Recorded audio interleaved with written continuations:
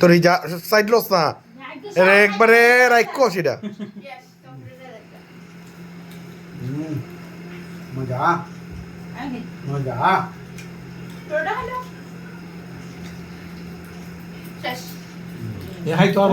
video করতে ছবি তুলতেছে এর মধ্যে গেছে কি চকলেট খাইবার লাগে ভিডিও থাকবো বুঝলি না তুমি সবাই লেগে গেছো ওখানে থাকতো না তাই যে কইছে এটাও থাকবো